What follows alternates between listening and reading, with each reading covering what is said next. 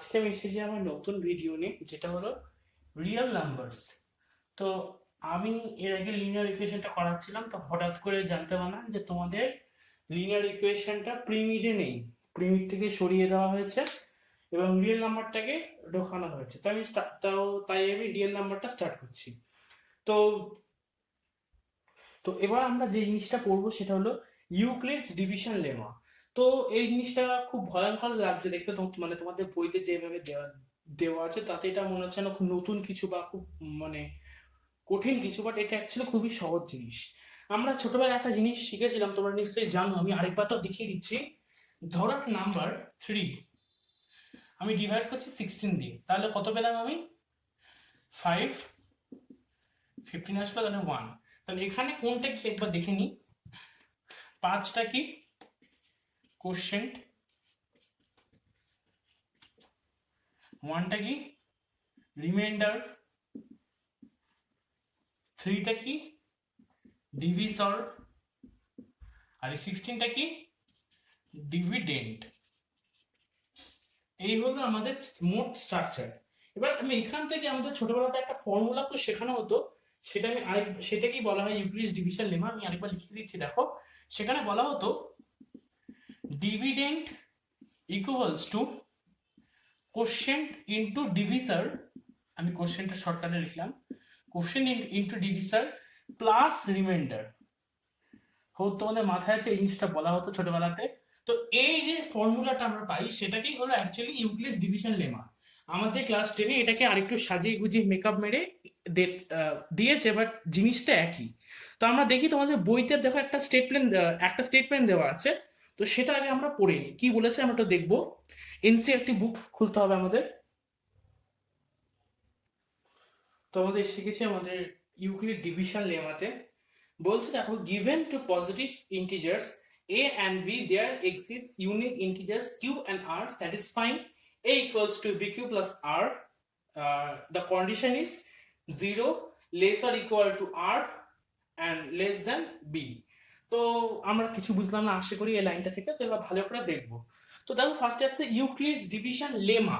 তো লেমা জিনিসটা কি, এই জিনিসটা নিয়ে তোমাদের বইতে একটু মানে বলা আছে, দেখবা তোমাদের লেমা জিনিসটা কি। এবং এর সাথে আরেকটা ওয়ার্ড আছে অ্যালগোরিদম।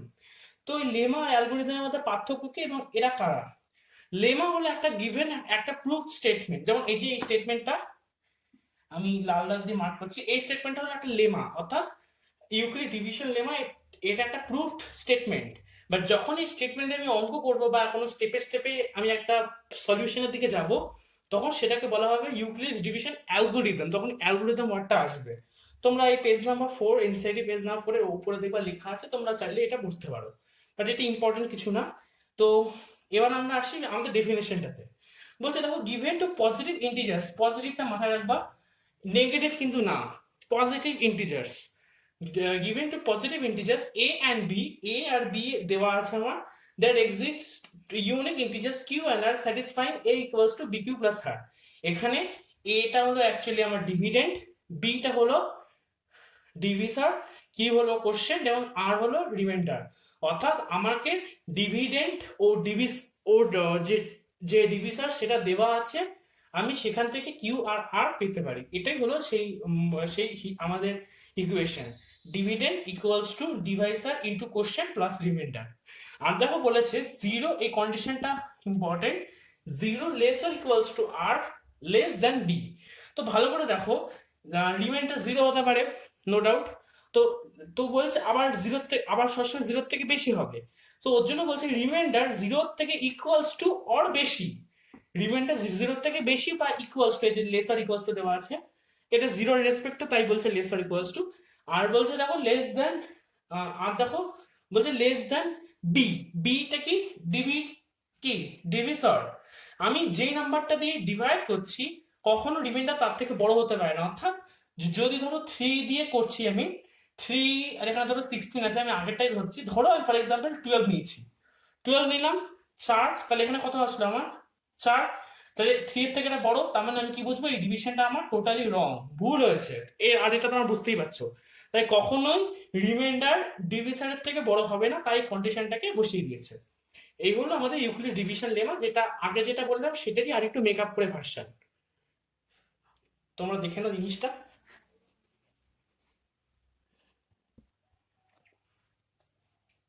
তো এবার আমরা যেটা করব সেটা হলো HCF বাই ইউক্লিডস ডিভিশন লেমা, বা এখন সেটা অ্যালগোরিদম বলতে পারো, যা ইচ্ছা। তো এই ডিভিশন অ্যালগোরিদম দিয়ে আমি কিভাবে HCF করতে পারি। তো আমি জিনিসটা টপিকটা লিখছি। তো আমরা ছোটবেলাতে ডিভিশন প্রসেস দিয়ে HCF শিখেছিলাম, তোমাদের নিশ্চয়ই এটা মাথায় আছে। আচ্ছা, লেমাটা এখানে অ্যালগোরিদম লেখে কারণ এটা একটা প্রসেস। তো আমি ফার্স্ট অফ অল পেজটাকে দুটো ভাগে ভাগ করছি। আমার কোশ্চেনটা হলো, এটা এনসিইআরটি কোশ্চেন, 1 নম্বর কোশ্চেন এটা, 135 আর 225 এদের HCF বের করতে হবে। তো আগে ফার্স্ট অফ অল এই সাইডে আমি ডিভিশন প্রসেস যেটা ছিল সেটা দিয়ে HCFটা বের করব। তার এবার আমি ইউক্লিডস ডিভিশন লেমা দিয়ে এই সাইডে করব। তোমরা বুঝতে পারবে যে দুটো জিনিস একই, শুধু এটা একটু বেশি সাজিয়ে গুজিয়ে, আর কিছুই না। তো ফার্স্ট অফ অল স্টার্ট করছি। আমরা ছোটবেলার জিনিস, এটা একদম ছোটবেলার জিনিস, আমরা ক্লাস 5 এ না 6 এ করেছিলাম ডিভিশন প্রসেস দিয়ে এলসিএম। 135 তাহলে কত হলো 1, ঠিক 135 বসে গেল, 09 আবার। তাহলে এবার 135টাকে এই সাইডে আনতে হবে, নিয়ে করো কত হচ্ছে 1 এবং 90 পড়ে আছে 45, আমি একটু এই সাইডে শিফট করছি, তাহলে 45, এরপরে এই 90টাকে নিয়ে আসতে হবে আমাকে, 92 হলো, কেটে গেল, তাহলে আমার HCF কি দাঁড়ালো 45। ঠিক, তোমরা পুরো জিনিসটাকে বুঝতে পারলাম। এবার আমি ডিভিশন লেমা দিয়ে করবো, তাহলে বুঝতে পারবো যে এই দুটো জিনিস আদতে একই। ফার্স্ট অফ অল আমাকে এখানে একটু বেশি লেখালেখি করতে হবে, আর কিছু না।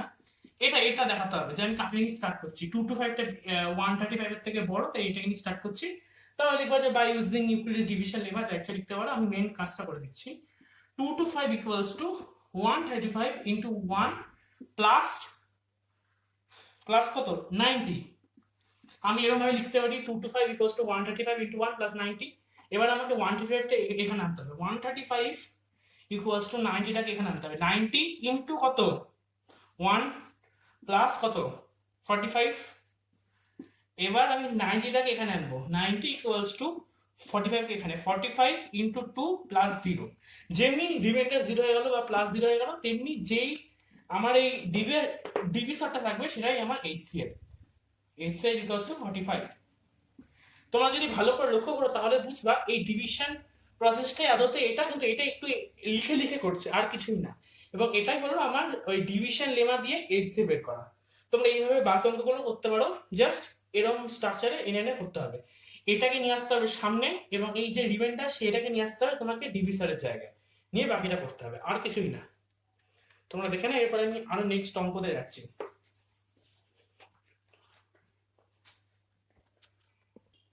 তো আমাদের যে এক্সারসাইজ 1.1 আছে, তো সেটার 2 এবং তার সাথে 4 আর 5 এই তিনটা অঙ্ক অনেকটা এক, আমি তার মধ্যে প্রথম দুটো দেখিয়ে দিচ্ছি, তারপরটা তোমরা নিজেরা করবা। এগুলো একটা ওয়ান টাইপ অফ অঙ্ক আর কি, যেগুলো কিভাবে সলভ করতে আমি দেখিয়ে দিচ্ছি তোমাদের। তো বলছে show that any positive odd integer is of the form 6q plus 1 or 6q plus 3 or 6q plus 5 where q is some integer। তো আমাকে কি দেখাতে হবে যে একটা odd ইন্টিজারের form 6q plus 1, 6q plus 3 অথবা 6q plus 5 এ থাকতে পারে, যেখানে q একটা ইন্টিজার। তো আমি স্টার্ট করছি অঙ্কটা, তো ভালো করে দেখো। তো আমাকে কি প্রুফ করতে হবে যে অড ইন্টিজারের ফর্ম কেমন, 6q plus 1, 6q plus 3, 6q plus 5, এই আমার মোট দেখাতে হবে। তো ফার্স্ট অফ অল আমি এই জিনিসটা লিখছি, ভালো করে তোমরা দেখো। let a be a number which is divided by 6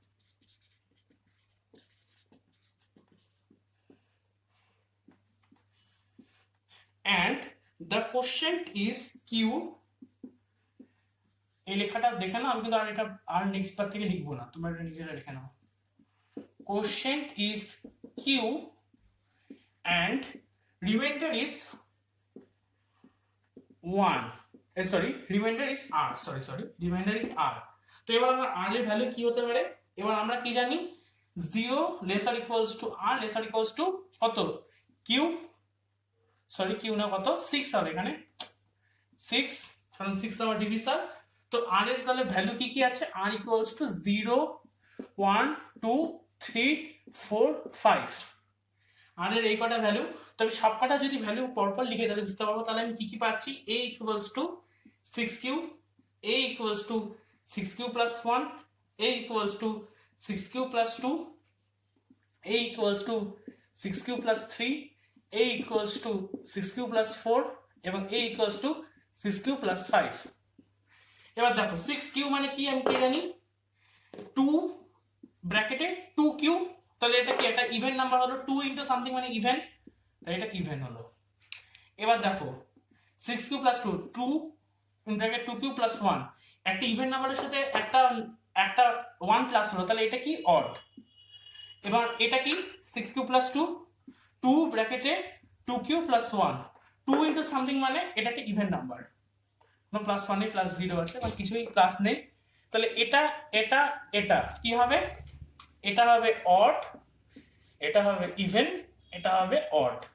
আমরা যদি এইভাবে ভাঙি তাহলে জিনিসটা বুঝতে পারবো যে এটা কি হবে 6q প্লাস 3 আছে, তো 3টাকে 2 প্লাস 1 করে নিতে পারি, তাহলে কি পাবো যে 2q প্লাস 1 মানে 2q প্লাস 1 ব্র্যাকেট শেষ প্লাস 1, তাহলে একটা ইভেন নাম্বারের সাথে একটা নাম্বার অ্যাড হচ্ছে তাই অড। তো ইভেন অড এরভাবে যাবে।